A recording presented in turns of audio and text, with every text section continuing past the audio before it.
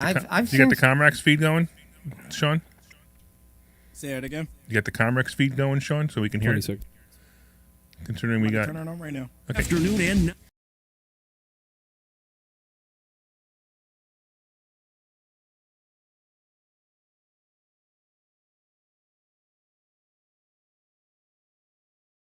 all new shows from BetQL, streaming live right now on Odyssey. This program is a paid commercial announcement and in no way represents the views of WPHT or its management. WPHT, WPHT-HD, WOGL HD3 Philadelphia. An Odyssey station. Investor Schooling Live with Phil Falcone and Larry Steinhaus on Talk Radio 1210 WPHT. You're hot.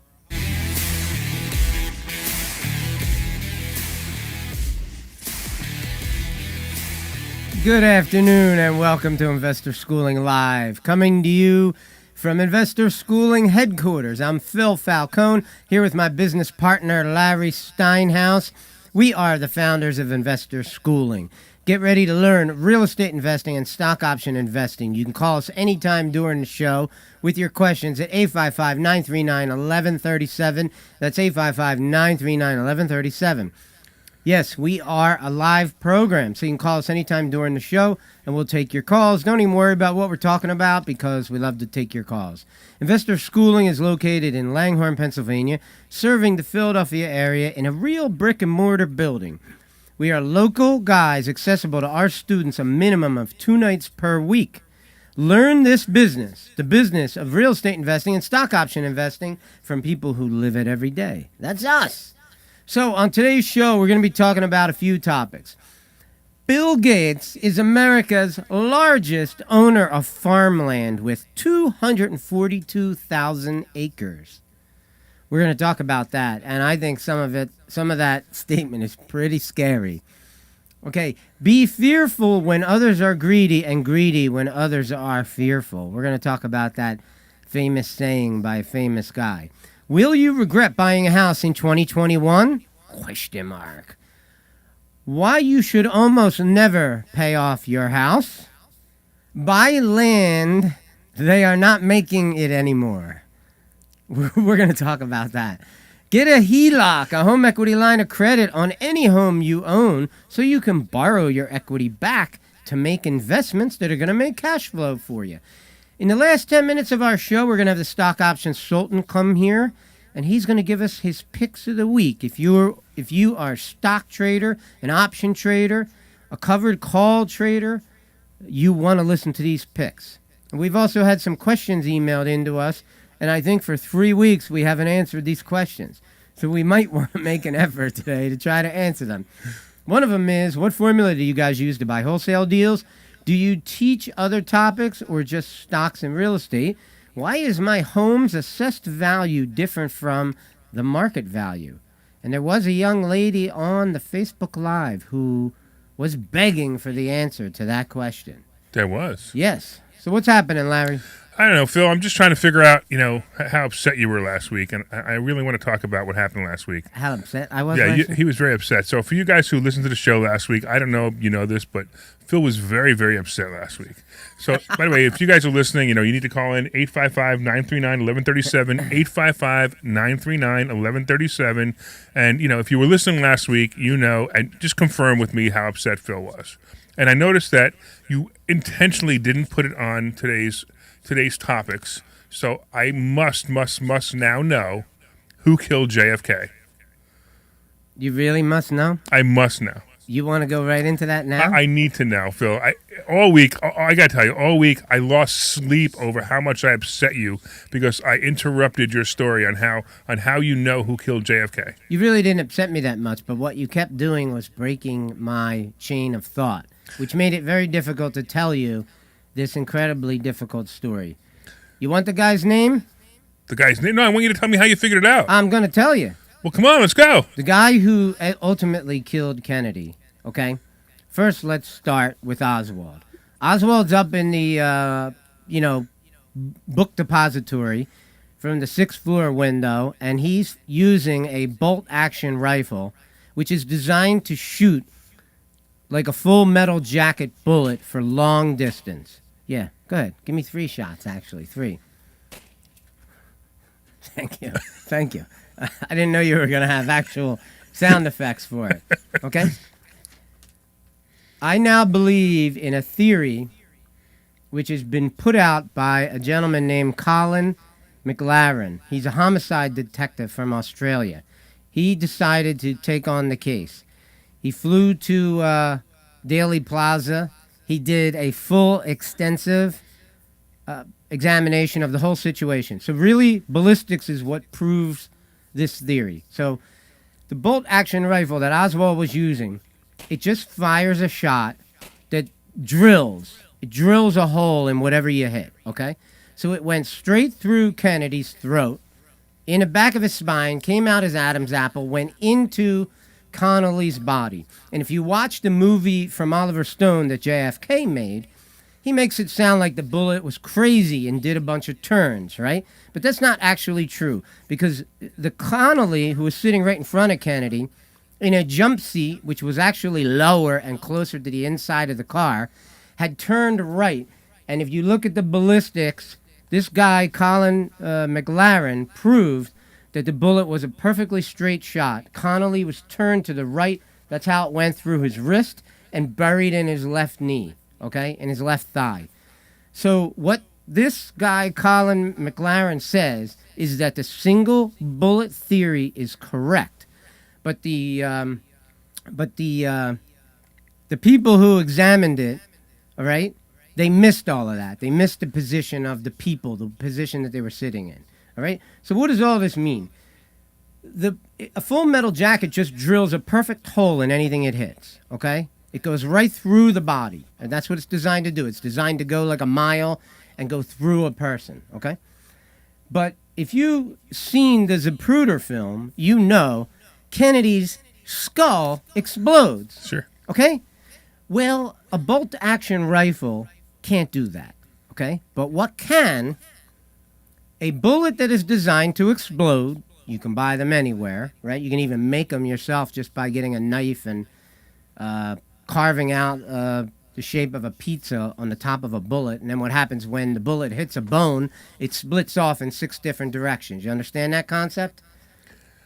Okay, don't even answer that. Here's who shot Kennedy. You ready? I'm ready. I'm going to lay it on you. The guy's name is George Hickey. He was a Secret Service agent who had only worked with the Secret Service for 4 months. 4 months prior to Kennedy's assassination, he was hired. His first job was to clean the car, fill it up with oil, make sure it was waxed and looked good and had gas. Okay, that was his job. The Secret Service, in the back seat of that car, which was following Kennedy, an AR-15 was on the floor. So when Oswald started shooting at Kennedy, in the back seat was Secret Service agent George Hickey. He reached down, he picked up the AR-15. I will show you a picture of him right now. If anybody out there doesn't believe me, you can read the Warren Report, page 761, and you can read all about George Hickey. Okay? So what happened was he pulled out the rifle, he released the safety. What happened next? He either accidentally shot Kennedy in the back of the head and the bullet exploded, blowing the side of his right side of his head out, or he did it on purpose. Either way, that's the only place the shot could have came from. There were 11 witnesses on the street who smelled gunpowder. 7 of them were Secret Service agents. You could never smell the gunpowder of Oswald being 6 stories high. And Oswald's weapon had no ability to blow the side of someone's head out. But an AR-15, that's pretty standard, okay? Especially if you're a Secret Service agent, you're going to have the most deadly ammunition in that gun possible.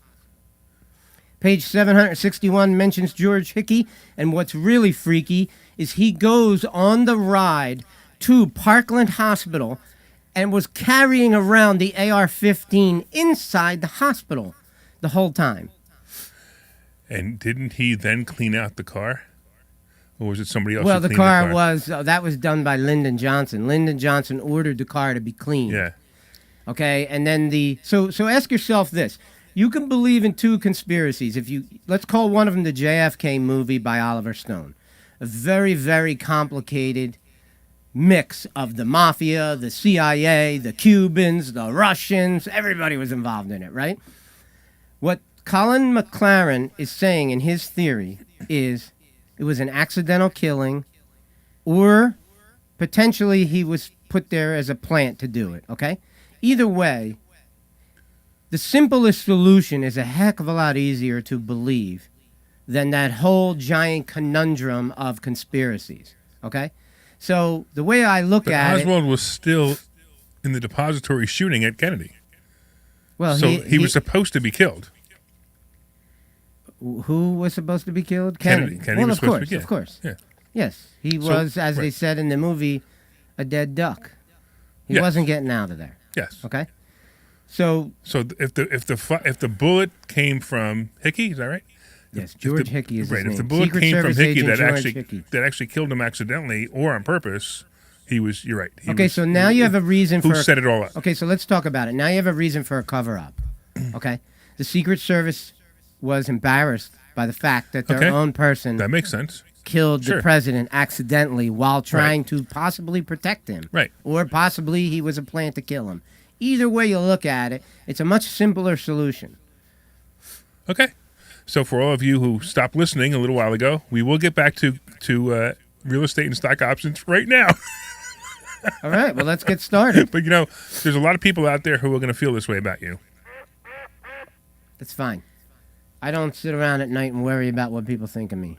I certainly don't. That's for sure, right? Let me tell you something. If you'd like to learn a little bit about the theory, you can get a lot of this information from Amazon Prime. There's a documentary called JFK, The Smoking Gun. All right, I like it. Okay, let's get on to some real estate. I just want to say now I'm really happy that I actually listened to this because now it's exciting to listen to. By the way, you're a history buff, aren't you? Yes, I don't watch really regular TV.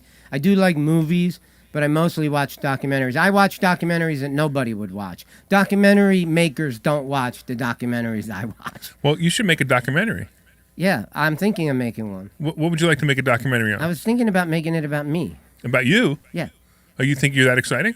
I think I could embellish it enough that it would be. All right, that's good. How about we talk a little real estate? Let's do that. By the way, 855-939-1137, 855-939-1137. And feel free to, contradict Phil's theory Yeah, sure. because we have nothing else to talk about. And, Yes, we and do. since you just brought the whole room down, I don't even know. If you would shut up, we would have something to talk about. Oh, is that it? Yeah. Okay. Well, what do you want to talk about? Let's talk about Bill Gates is America's largest owner of farmland with 242,000 acres. Okay?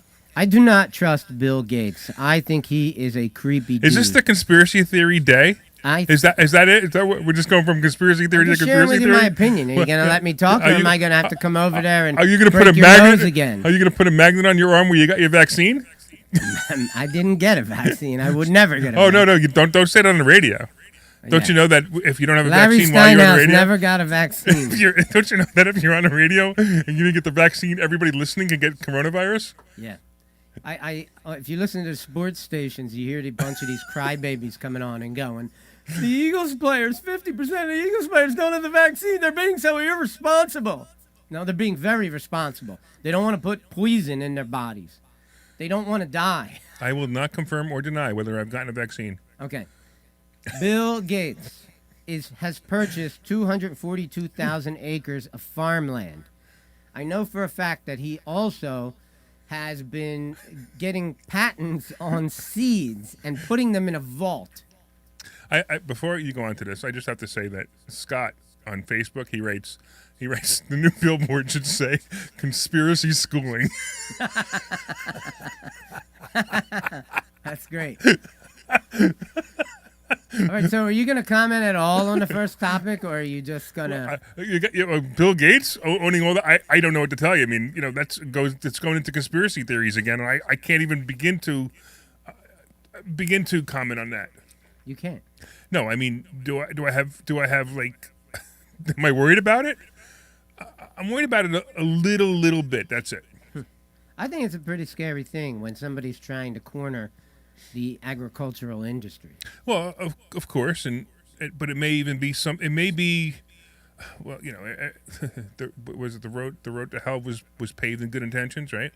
But it may be good intentions. Maybe he wants to create a dome. The dome kind of living. Who knows? All right. Well, I got an idea. Let's go to a question that maybe you'd be interested in talking about. It's not that I'm not interested in talking about it. I just don't understand. I don't know where to go with that. You're the conspiracy Okay, theory so guy. let's go to a question that you might be interested in. I'm going home now. Forget the question. I want to know what the next conspiracy theory is. Wait. Let's see. Let me see if we can find one. Oh, here we go. By land, they aren't making it anymore. That's a topic. That's certainly a conspiracy theory. Really? Yeah. Well, do you think they can make more? No, I just don't know if They can actually. It's called dredging. Is it called dredging? So there you go. So now you already Trash. There are parts of Boston that were made of trash. They dumped. Sure. Oh, sure. Sure, And yeah. It's the northern part of the city. I forget what it's called. Maybe it's Charlestown. Right? I don't know. Right. It might be Charleston. I don't know the name of the town, particularly the neighborhood, but it was built on trash. I do have to say this is the most interesting show. Really. I'm not sure if I want to say it's the best show, you but don't it's wanna- definitely the most interesting show so far. Maybe if you tried to contribute to the show, it might be better. I'm trying to contribute to what? I'm not a conspiracy theorist. Okay, so how about be fearful when others are greedy and be greedy when others are fearful? Okay, good. What do you think Something of I can finally talk about. that? Well, please do. Actually, we teach this. We actually teach our own version of this called the steak and tuna theory. Okay, lay it on us. All right, cool. So it's actually, I believe it's Warren Buffett who said, be fearful when others are greedy and greedy when others are fearful. It's a very basic philosophy of investing. Absolutely. And, it was great. It was a great, I have to say, it was a great lesson to be reminded of a year ago or a little over a year ago when COVID or actually government overreach started up and the stock market tanked. And honestly, most of us, we should have gotten really, really greedy. Some did, but most of us should have gotten really, really greedy. We actually got scared because we didn't know when it was going to end. It wasn't about whether we thought the stocks were going to come back. We all knew they were going to come back. We just didn't know when, and that was a problem. We should have instead of being fearful along with everyone else, we should have just turned around and said we're going to be greedy, and here it is. I think we were plenty greedy. We made money. I had no doubt, the but- most financial gains in the stock market between March of 2020 and February of 2021. That's fine, but think about this. You could have just bought Snap. Just Snap. That's it. And you could have bought it on below 10 a year and a half ago when it's almost 80. So what's the difference if I bought Snap or Apple or Facebook or whatever it was? I bought a combination of other things. Sure. But it still was. I think we were plenty greedy, and we did really well in that time frame. Yeah, and then Our problem started Yeah. sometime around February of Right. 2021. right when Then we Biden had came some- in and kind of like spooked everybody. And all the scare tactics, the Right. Lambda, the and Delta Delta variant. variant and this variant and Right. scaring everybody to get the vaccine, scare tactics. You want to talk about conspiracy theories? There's a big one right there. What, the Delta variant? Everything about the whole coronavirus. Oh, absolutely. Everything. There's From no doubt beginning about my to mind. end. Yes, Is, absolutely. There's way too much stuff in it that doesn't make any sense at all. yeah. But that's my conspiracy theory. Because, I proved that masks don't work. So do you want to talk a little bit about your steak and tuna theory and Yeah, how so it relates to the real Buffett simple. comment? So basically, what happens, and we teach it very simply. So instead of worrying about fearful and getting greedy, we actually talk about what's something called the steak and tuna theory. And how this works is kind of funny, but how it works is real simple. We want, if a stock is at the top, basically the money managers at the end of the week, they get paid bonuses based on how much they make in their funds, and it's real simple. So at the end of the week, they want to make money. So when they see it hit a certain point, they sell it, and if they sell it and they make money, they get to take their wife, their girlfriend, their mistress, or all three out to a nice steak dinner, the Capitol Grill down the road from Wall Street. That's actually one of my favorite Capitol Grills, the one on Broadway, 120 Broadway, and they get to take their girlfriend, their wife, or their mistress, or all three out to dinner. And if they do that, then they've won. Now, what happens is if they don't sell it in time, they have to have either their girlfriend, their wife, or their mistress make them a tuna fish sandwich because they lost money that week. And that's basically the theory. And when some people are right now going, that sounds like a conspiracy theory too. But it's not. And actually, when you start to actually listen to it and understand the steak and tuna theory, it makes total sense. It makes absolute sense because it eliminates all the other BS that you're typically going to see, like the earnings announcements and news articles and other conspiracy articles and the fake news. By the way, the stock market has the most fake news of anything I've ever seen in my life, and it's actually hysterical when I watch some of the fake news and the repeat of the article. They actually repeat an article to lower the stock. It's amazing to me. Will you regret buying a house in 2021? That's a really good question, actually. So I believe that there's no such thing as ever regretting buying a house. It all depends on what your purpose is. You may regret the decision of the purpose, but not necessarily buying a house. Anytime you buy a house, so let's talk about, first of all, the house that you're going to live in. So let's talk about that one first. That's the easiest one to not regret. If it's everything you wanted and you can afford to pay it and you're going to live there for some time, minimum 7 years. If you're going to live there for some time, you absolutely should never regret it. It may go down in price, and 7 years from now, you may sell it for what you paid for it. But so what? You got to live in the house you wanted. Your rent never went up because you owned the property. Maybe it went up a little bit because of taxes or if there's an association fee, but nothing substantial. So you're definitely not going to regret a house that you buy that you're going to live in. So if you're going to live in a house, don't even worry about it. Just buy the house. That's the best thing for you to do. It's like buying a car that you always wanted. You already know the car is going to go down in value. You might as well just enjoy driving it. So that's the theory on that. Now, as far as a house that's a rental property or an investment property, you can regret it if you bought it wrong. It doesn't matter what the price is. I mean, Phil, would you sell me your house right now for $1.5 million? Of course. Of course, right? It's, by the way, Phil's house is worth about $50,000. No, it's probably worth a lot more than that, but it's not worth $1.5 million. But if I gave you $1,500 a month for 1,000 months, would you sell it to me now? And that's $1.5 million. I never have sold anything with seller financing. Right, so, but there you go. But if I did that, if I gave him $1.5 million for his house, I gave him $1,500 a month for 1,000 months, that's giving him his $1.5 million. I don't really care what I paid for the house as long as I can rent that house for, let's say, $2,000 or $2,500 a month. I'm going to make $1,000 a month and way past after I die, because after 1,000 months, it's going to be a very long time. I don't have to worry about it anymore. So that's why it doesn't matter. So as long as you're making money and as long as the rent is going to pay more than your expenses, you're going to be fine. How's that sound? How's that for an answer for you, Phil? It's actually 83.33 years. 83.33 years? Okay. 83.33 years. So, yeah. So I probably won't be around. And neither will you, actually. You won't, but your grandkids will be making the payments. And actually, if they're making payments, eventually, the funny part is eventually the house really will be worth $1.5 million. Somewhere probably 30 years from now, it'll have so much equity in it that somebody will sell it anyway. Right, exactly. Right, okay. Right. So, like, when I asked the question, will you regret buying a house in 2021, I'm thinking that there may be some people who regret it because they expect to make all kinds of money off their primary residence. But in the end, I agree with what you said, that it doesn't really matter. Even if it goes down $25,000 in value, it'll come back to you. And I've experienced that because the first house I bought in 1989, I paid too much for it. It was an investment property. It did make money, but it was too close to break even at the time that I bought it. And the ensuing years after 1989 were pretty rough. Between, say, 6 years after 1989, like 1995, it started to increase in value. And then by 2008, I was up a bundle. But, so I did experience that on my very first purchased property. My very first investment property, which I bought through conventional means. So, what about why you should almost never pay off your house? Well, hold on. Take one step back, because I just want to say one thing. So when people buy a house to live in, it is not an investment, ever. I don't care what your mother told you and your father told you. It is never an investment to buy a property you're going to live in, unless it happens to be a multifamily I agree, house. But I'm talking about the mindset of people who aren't investors. Right, unless it's They a multifamily house. Right, exactly, and that's why I want to correct people. Unless it's a multifamily house, it is not an investment property at all. It is a house that you're going to live in, and that's it. If you happen to sell it for more money than you made, great. Then you pay for it, then great. And the odds of that happening is going to happen, but still, when you sell that house, you still got to move into another house. So just know that you're not buying a house to live in as an investment. It's the only one that's not an investment. In fact, if you actually go, when they ask you what your net worth is, they actually say, the funny part, they actually say, what's your net worth excluding your primary residence.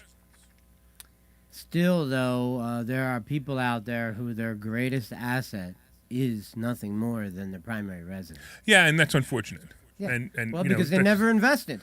Right. They lived their whole life working for somebody else, making that person rich, and living the just over broke philosophy Correct. of having a job, Yeah.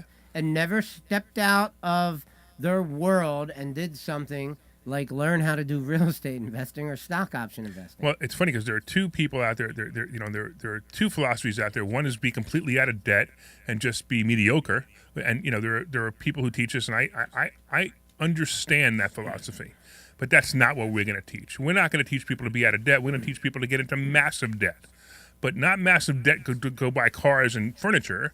Massive debt to go buy investment properties that the tenants are paying the debt. It sounds like you're moving right into the next topic. Which was? Why you should almost never pay off your house. Well, that's an interesting one. So when you say your house, do you mean the house you're living in, or do you mean an investment property? In this case, I'm talking about a primary residence. Okay, so I also don't necessarily agree with that. Okay. I actually like the idea of paying off my primary residence only.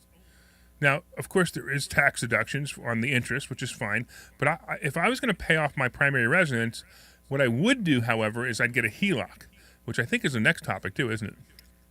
It's one of the topics coming up. So I would get a HELOC. And the reason I would get a HELOC is because I can use that HELOC to invest in other things, such as investment properties, stock market, whatever it is that I want to put that money into. And by the way, if you're investing with your HELOC in the stock market, then you better make sure that you understand one thing. If you lose all that money, you could still make that payment. So don't make the mistake of thinking that I'm sitting here advising you and saying to borrow money to invest in the stock market. I never advise that. There are only certain times when I advise that, and that's somebody who, they just want to get the money at 3% interest. They don't want to take money out of the bank. Hey, Pedro, I want you to write down this date because Larry actually read the script today.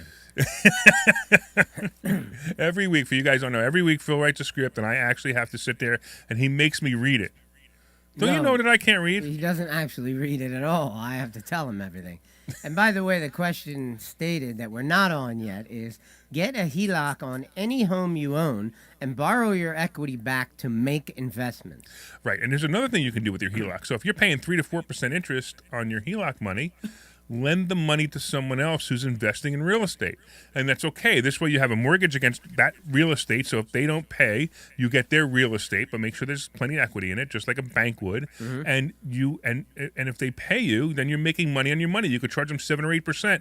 You're paying 3 or 4%. Now, right off the bat, if you're paying 4 and they're paying 8, you think you're making 4% on your money. You're making a lot more than 4%. You're making 4% on the first payment only. Every other payment after that, you make more than 4% by a fraction of a percent.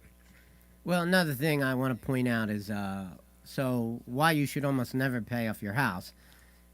We talk about it all the time at the school. Every once in a while, we will hit windfalls where we get a large amount of cash that we make from the investments that we're doing with stock options. Mm-hmm. And we always recommend that you go and pay off a huge chunk of your mortgage or something substantial that you're making monthly payments on. You can pay off your car, you can pay off your house, or try to pay off your house, or just throw a large chunk of money at it, because the stock market can be volatile, and you're going to have great periods of time, and you're not going to have great periods of time.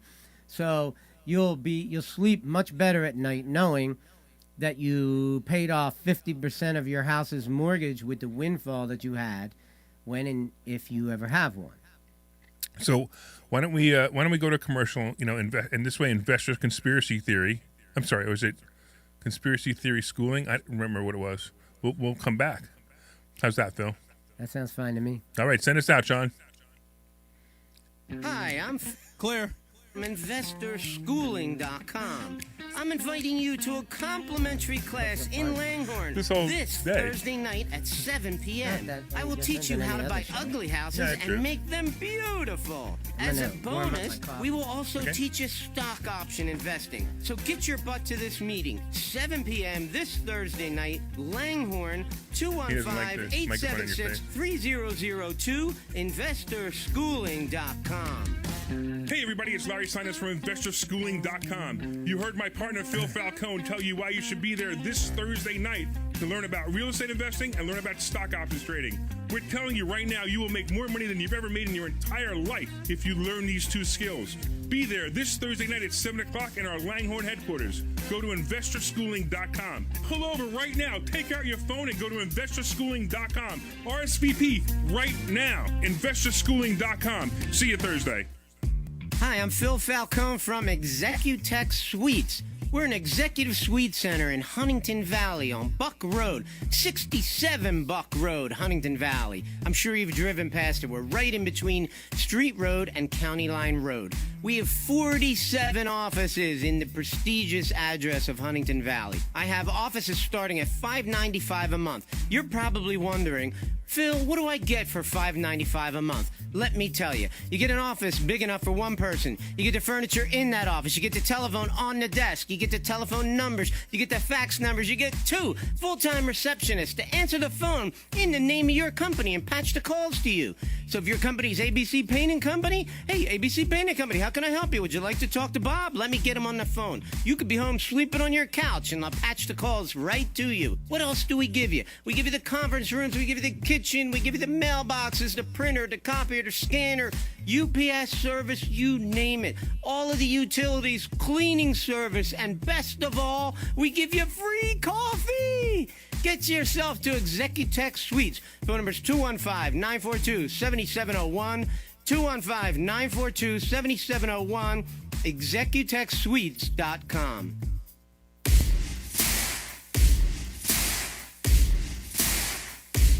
You're hot. Chatter, the commercial chatter. We have some fun during the intercommercials. Anyway, Yeah, we actually talk to each other. We're weird like that. yeah, we actually do. By the way, if you want to call in, 855-939-1137. If there's anyone left, by the way, who's still listening to the show in their car, 855-939-1137. Please call in.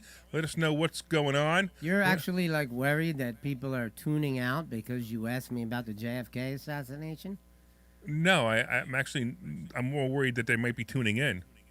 That is probably one of the most interesting topics in American history. You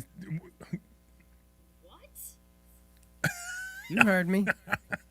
I don't know about that one, but that's pretty good. I like it a lot. I'm glad you finally did it. But by the way, anybody call in 855-939-1137, 855-939-1137, and we will be more than happy to talk to you about anything and everything you want to talk about that has to do with money and or JFK. All right, so you want to keep going? I think we have to. We kind of have 25 more minutes that we have to talk during. Good, because I don't know if you're going to actually come along with us or not, but I hope you do. I'm scared of you, man, right now. Of course. So buy land. They aren't making any more of it. Didn't you just say they were? I said that they have. So they did it in Boston, in Charleston. Right. So if they're making more land, then how do you say buy land? They're not making any more of it. Well, because I didn't say this saying. And besides, Bill Gates just bought it all. You just said. He didn't buy trash land. You can't grow anything in trash. Bill Gates will figure out how to grow it in trash. I wouldn't eat anything that was grown in trash. Let's put it that way. You wouldn't know. Soylent Green is people. You ever see that movie? No. Oh, you'd like that movie. Soylent Green. You need to watch this movie, Soylent Green. It's a conspiracy movie about the future. I probably wouldn't like it. It's a conspiracy movie about the future. Okay. Are you going to answer any of these questions? What was the question? I forgot what it was. What do you think about buying land, Larry? So I'm not a big fan of buying land. Now that doesn't mean it's not a good investment. So please understand that we just can't. Bill Gates certainly thinks it is. Well, I don't think he's investing in it. I think he's investing in something different that's not money. In other words, he's not buying the land for $10 and selling it for $20. I think he's investing in something completely different than you and I could even imagine. I think he's got a plan that's some kind of secret plan. Yeah. Acquiring 242,000 acres of farmland. He could always rent the farmland back to the farmers who owned it. He can, but I don't think that's his thing. I mean, the guy, he doesn't need money, so he's not doing it for money. Whatever he's doing it for is either world domination, possibly. It's possible. Okay, so if you control the seeds and you control all the farmland, You are in a pretty powerful position. Yeah, I understand, but now we're going back to conspiracy theories again. It's called facts. I'm sorry if they bother you. No. If they keep you up at night. I could come over and maybe read you a bedtime story. I don't know. It's whether you feel that he's doing it to control the world or not. Well, that's the conspiracy theory. You just if he's said doing it yourself. because he's having some fun and he wants to do it, he wants to build some dome and have people living in it. See, that's different. You know? just said yourself he doesn't need the money, so why would he do it? Because he's not doing it as an investment. No, but it may not be. It may not be a bad thing. It may be a good thing. I think it's more likely that it is. It's like a Dr. Evil thing. Well, well, here you go. You got people on Facebook saying, "Look, Bill Gates is doing it for evil." And we already had Dr. Evil launched into the stratosphere the other day. Yeah, I saw that. That was hysterical, wasn't it? I don't that know rocket that ship that was a phallic I think symbol. that those guys are evil. They're just doing something that they probably always wanted to do. Oh, I don't necessarily think they're evil either. I just found it funny that. In fact, I love the fact that we're not paying for it with our tax dollars. That Yes. people like the Jeff Bezos is doing it, and Elon Musk is doing it, and Richard Branson is doing it. So yeah, and I don't care how much money they spend on it. I'm Right. fine with it. and as I've said before, I think that they're only doing it so they can actually get back to their home planet. Because I believe that those guys are all aliens, and they came here to just figure out how to get. And they came here on the same ship, blew up. It's at Area 50. Was it Area 51? So you want to talk about that a little bit? Which one? Area 51? No, about those three guys I just mentioned. Elon Musk. This is the most interesting show we've ever done, or the most boring show I've ever done. I'm not sure which. Guys, let me know. Hey, please, somebody call in and say whether you're interested in this. 855-939-1137. 855-939-1137. Please tell me whether this is a good show or a bad show, because if it's a good show, I'm pretty excited about it. If it's a bad show, we might be thrown off the air. So you got Jeff Bezos, you got Elon Musk, you got Richard Branson. Out of those three guys, which one do you like the best? Which one do you think has the most honorable intentions? I have no idea, but out of the three, I like Elon Musk the best. Me too. I Okay. would say Elon Musk is more like a modern day Edison. Yeah, sure. Okay, and I think he's a good guy. I'm not so sure about Bezos and Branson, but they seem pretty harmless to me, at least at this moment. I mean, if you look at early videos of Bezos, you realize that he hit it. He just hit the right thing. He hit it the right thing at the right idea and time. he made Yeah, it happen. exactly. So He's obviously a great CEO. right, and I'm a big fan of anyone who is successful in any business to any extreme. It's unfortunate. It's unfortunate for small businesses that the government overreach destroyed everyone else's business, and now Amazon is the only place to buy anything anymore. But that's not Bezos' fault. Bezos happened to be in the right place, the right It time. could have been part of a plan, though, because let's face it. So large companies can be swindled for large amounts of money by politicians Absolutely. rather easily. Okay, a And it small is being done. family-owned hardware store cannot do anything for the criminals. I mean, the politicians that run our country. Yes, that's exactly right. So it makes perfect sense that if you crush small business and you help big business, you have a much better chance of getting paid by those big businesses. That's right. So listen. So if one of the few politicians who's left who understands capitalism and believes capitalism will be great for each person living in America, please reach out to Investor Schooling and help us. No? How would they do that? I don't care. They could just let people know that we exist. They could actually go on. We could have Donald Trump stand up and go to investorschooling.com and learn how to make more money than you ever made in your entire We life. should get Trump to do a little intro for us. We could probably figure that out. Yes, I think we could. I think we're big I enough. sent to, him a free book about 14 years ago. I'm sure he remembers. Yes, I'm sure he did. All right. Yikes! This is All getting right. interesting. Next question. Well, it's actually not a question, it's a statement. But get a HELOC on any home you own and borrow your equity back to make investments with. By the way, I want to talk about that real quick for somebody on the show. So Jamie says the show is way off into Uranus being the planet, which is kind of funny because we have a saying here that we do that often. But I just found it very funny that you put that up there. For those of you who understand what that means, it's why we've got off the planet on this show. But HELOC, I just want to talk about this for a second because we mentioned it before. Most people think you can only get a HELOC on your primary residence. That's not true. You can get a HELOC on an investment property, and I suggest you get a HELOC on every investment property you have that has any equity in it, even if you're not going to use the HELOC. What bank have you used to get HELOCs on? So actually, I found Univest Bank and Trust, which is near us. I have a relationship there. And I think it's a great place to go to get HELOCs on investment properties, and they will do it. They'll only give you a maximum of $100,000, period. So I'll just share this with you. I was able to get a commercial version of a HELOC on Executech, but they only gave me $30,000. Oh, that's and interesting. That was from Key Bank. That's interesting. Key Bank, you've heard of them? So, but Executech, yeah, I haven't heard of it, but Executech. It's so huge and there's so much equity in it. I'm kind of surprised they would only give you $30,000. Well, it was more like we didn't even need it necessarily. It was just like, hey, when they offered $30,000, we just took it because my wife thought, well, why not? We'll have it if we need it. Right, absolutely. And we're not using it to do investments really, but we have used it to make improvements to the building, things like that. So we don't have to tap in our own cash. We just use this line, and then the business pays back the line. So it's no big deal. So you remember Crazy Eddie? Yeah, sure. Yeah, so Crazy Eddie, I used to work for Crazy Eddie. I had several careers in Crazy I Eddie. know, you're a lot like Crazy Eddie, I think. No, I think Crazy Eddie wasn't anywhere near as crazy as I am.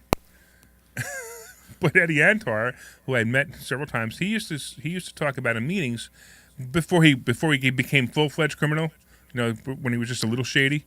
But one of the things he would talk about that I actually really thought was great advice was always borrow money when you don't need it, because when you need it, you can't get it. And that's definitely a philosophy to follow. Get as much money as you can, and get as much money as you can from banks. Have it ready to go, like in HELOCs or in credit cards. I mean, as you know, I'm right now it's $734,000, I believe, available to me on credit cards. $734,000 available to me on credit cards, which is great. I mean, everybody out there is going to go, what would anybody do with $734,000 worth of available credit cards? They said, I'll let you know when I use it. Mm-hmm. But at least I know I have it. And the best part, too, is my credit score will be higher because 10% of my credit score, or 10% of my money that I can borrow off of that money is $74,000, which means that I can borrow up to $74,000 before it affects my credit score. Most people who have a $10,000 credit card, if they borrow $2,000, it already dents their credit score. And we teach credit building here as well. And when you come to investorschooling.com, you're going to learn credit building as well, and how to build credit and how to have credit ready for you when something happens. So we talked about two different banks that we know are lending on non-primary residence properties. That's interesting, and I'd like to know if there's more. If anybody out there has gotten a secondary loan or a potential something like a home equity line of credit on an investment property, we would love to have you call us. And our phone number is 855-939-1137, 855-939-1137. Yeah, and if your bank does it, feel free to call us and let us know. We'll give you a free plug because, honestly, that's great for us. So 855-939-1137, somebody call in. Somebody call in and let me know if you found this interesting or not. Today's show is interesting. I actually think today's show is one of my favorites, although we went into the conspiracy theories a little bit more interesting than I thought we would. Conspiracy is just the spice of life. Is it? Warren Buffett said that. Is it? So, I don't know. I still think, my favorite conspiracy theory. If you like, I could just come on here every week with a new conspiracy. We could possibly do that, but I'm not so sure that's exactly what we want our audience to see. I can tell you spent 20% of this radio show wondering that aloud. Yeah, I honestly, if we had a 2 or 3 hour radio show, I would talk about conspiracy theories for 2 hours and talk about finances 1 hour. Well, of course you will. But we don't have that much time. All right, so what do you think? Jamie just said don't talk about conspiracy. She said no. Okay. Well, I'll take that with a grain of salt. And Jamie is our senior student liaison, so if you come here, you get to meet Jamie, and Jamie's like one of the most wonderful people you'll ever meet. So why don't we answer She's definitely nicer than you and I. Why don't we answer some of these questions, especially the number 3, which has been on the sheet for several weeks, and we haven't answered it. Okay. There was a lady, if you can go back to last week's Facebook comments, there was a lady who was asking for that answer. Yes, and she wanted to know Why is my home's assessed value different than the market value? Right. And the real answer is because the simple answer is because the assessed value is made on random numbers. I don't care what they come up with and tell you where it matches, but it's random numbers. Some people, some counties and or cities will base it on a number that's equivalent to a sales price. So maybe they said that a house is worth $300,000 and they're assessing it on that, and that number sometimes is correct, sometimes it's not. Let's say the number was assessed at $300,000 and it's an actual sales price number, but your house is now worth $400,000. That means you're paying taxes on $300,000, which is fine. Which if that made any sense, that'd be great. But now, if the property value goes down to $250,000, you're still paying assessed value on $300,000, and you may be able to lower that number. The counties and the towns that make it easy for you to understand use that number. Now there's something called mills, and they actually figure out some crazy weirdo calculation to figure out how much the number actually is. So you may find a house worth $350,000 being assessed at $85,000, which makes absolutely no sense whatsoever, except that number has a calculation that you don't know, that you can find out, but you don't know what that calculation is and how they came up with that calculation. And because of that, it just becomes more and more difficult to try to figure out what your assessed value is. However, one of the things that people do with this is they want to lower their taxes. Everybody want to lower their taxes on their properties? You think that everybody wants to do that, Phil? People want to do it, but I don't think it's so easy to do. Well, here's the statistics, or at least statistics that I've heard before, is that only 10% of all people apply to have their taxes lowered, and out of that, only 10% get their taxes lowered. So that's a pretty rotten number. Now, there are attorneys out there who will send you letters and let you do it, but why not? Just do it. Even if most of the attorneys will charge you 1 or 2 years of the difference. So in other words, if they saved you $1,000, they'll charge you $2,000. But from then on, you're saving money. But you weren't going to do it anyway, so pay the attorney to do it. If you want to do it yourself, you can. You walk into the township tax office. You ask for the form to appeal it. You get three real estate agents. You get a real estate agent to give you 3 comps of your house and why that number's too high, and they may be able to change it. So have you ever done that? What? Have you ever done that? I have actually never done it. We actually have 3 callers that we've been missing out on. Well, why don't we talk to Why them? don't we talk to Lewis? Lewis, what's going on, man? How you doing, man? Dude, are you liking this show or I got a what? question for you.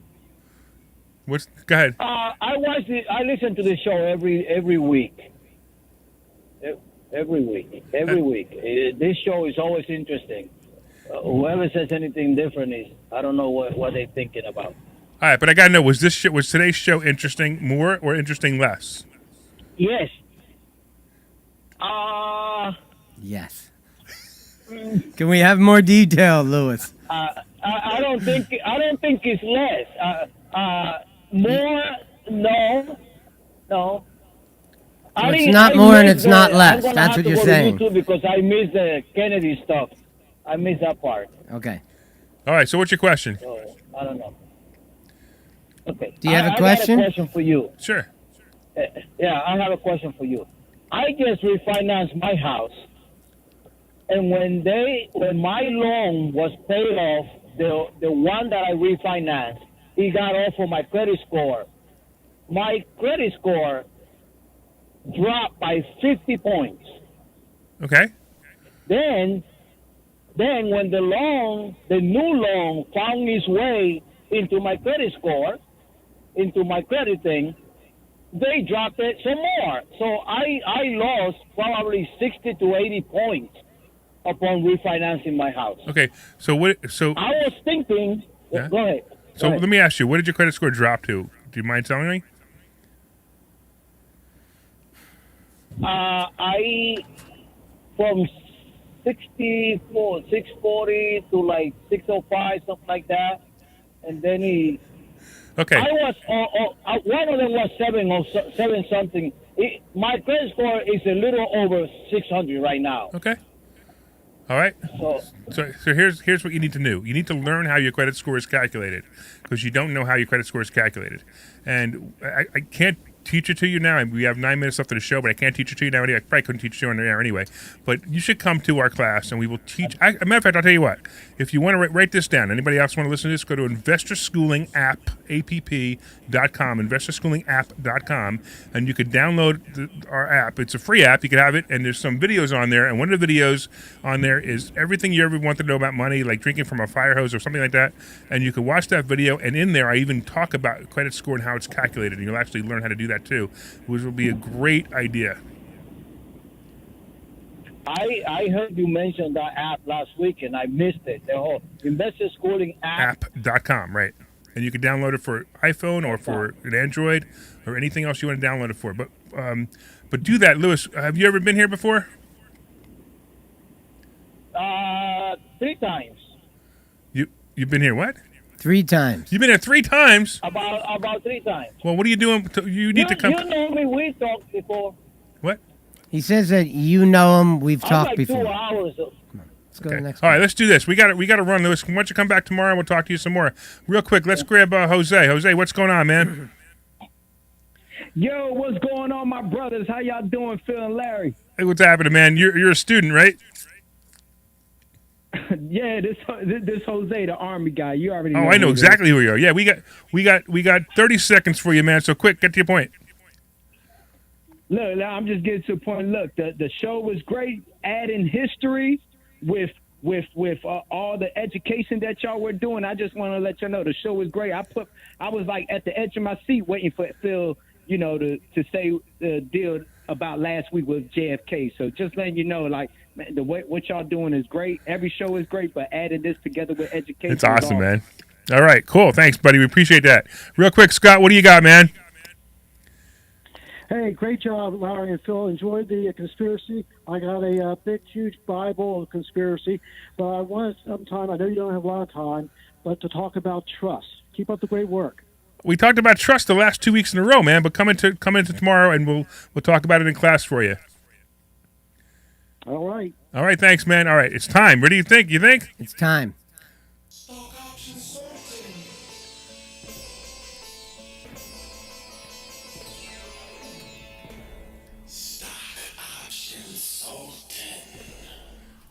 Woohoo! All right, did you make money on AAL last week, Phil?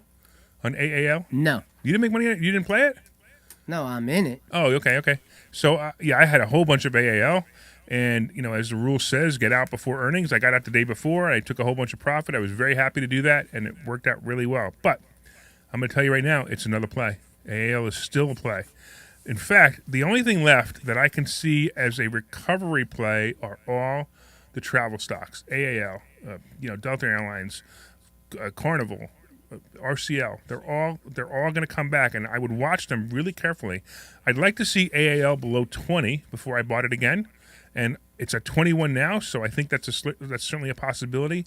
But on all of these stocks, my only caution with these is I would go over 2 earnings periods, so go out at least 6 months on them, just in case we do have the Delta variant and the Delta variant of the government overreach, because there's really no such thing as COVID as government overreach. So the government overreach Delta variant might come out and might cause more problems for airlines and for cruise lines. That I would like to. So I'd like to see those numbers come down. RCL, real quick. Let me just see where we are. I think it was at 70 something. Hold on. We had RCL at 77, and I'd like to see it below 72 again. And actually, I did that. I wrote it a couple of points last week. I sold it right away, and I made a couple of bucks on that as well. And I'd like to see that. I think this is by the way, I think it's a great stock. If you just want to invest in the stock, you could buy RCL, put it off to the side, and just forget about it, and that's a great stock for you. I'm done with Facebook. I can't invest in Facebook anymore. Facebook used to be my favorite stock option play, and it's just too expensive now. It's hitting points where I just can't be in it anymore. The stock options are too expensive. It's at $370. I just can't be in it anymore. Well, maybe they're going to do a split or something. Well, I'm hoping they will, actually. That's what I'd really like to see. So I don't want to see that. But Apple, again, is a good play, and Apple is in the sweet spot, and the sweet spot would be about 150. Now, I would wait to see if this goes below 140, and if it goes below 140, I'd buy it. That doesn't mean that I'm not going to change my mind and say 145 later on, but right now I'd like to see below 140. The nice thing about Apple, again, is we got earnings coming up this week.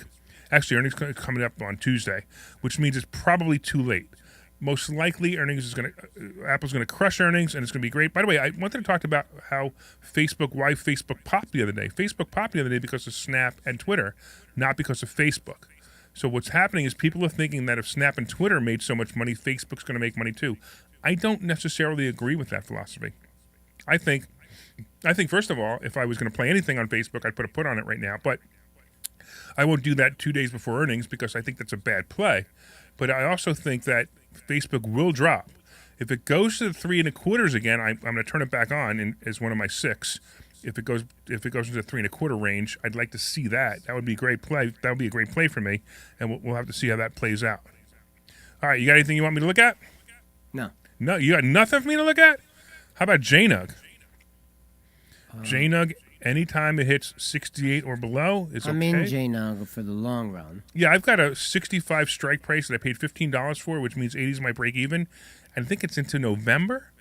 It's either October, November, which actually is pretty good. The guys are reminding me, no more puts, Larry, no more puts, Larry. They're all reminding me online. I'm watching. It's pretty funny.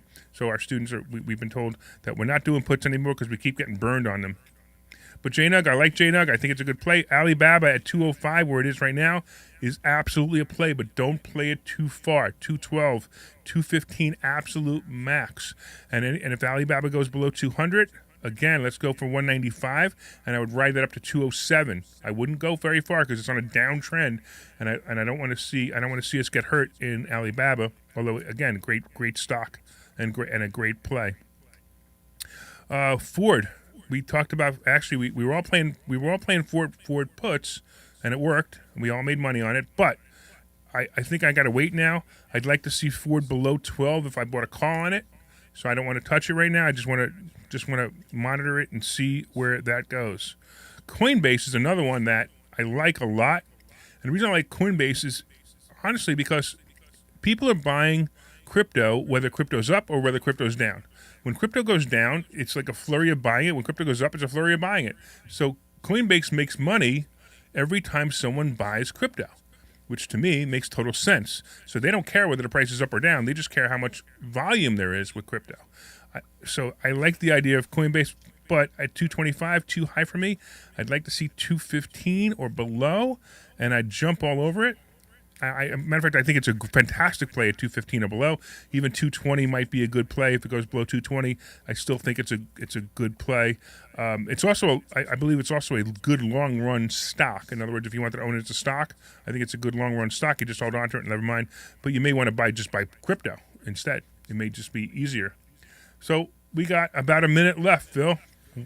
All right, I wanted to thank our producer, Sean Serino. Yes, he's Italian. For helping us out He's today. not Italian. He said he wasn't Italian. Hey, just let me roll with my show. All right. If you're interested in becoming a sponsor on this show, you can contact us at info@investorschooling.com, info@investorschooling.com. Don't forget to visit investorschooling.com for your free class this Thursday night at 7 o'clock on real estate investing and stock option investing. Just go to investorschooling.com. Put your name and email address in, and we will invite you out to a free class. You can always call us during the week at 855-939-1137, even though that's the number we use on the show. We do answer that number, and we answer it during the week. So we will see you Thursday night at 7 o'clock. Our address is 108 Corporate Drive in Langhorne, Pennsylvania, and we hope to see you Thursday night. This program is a paid...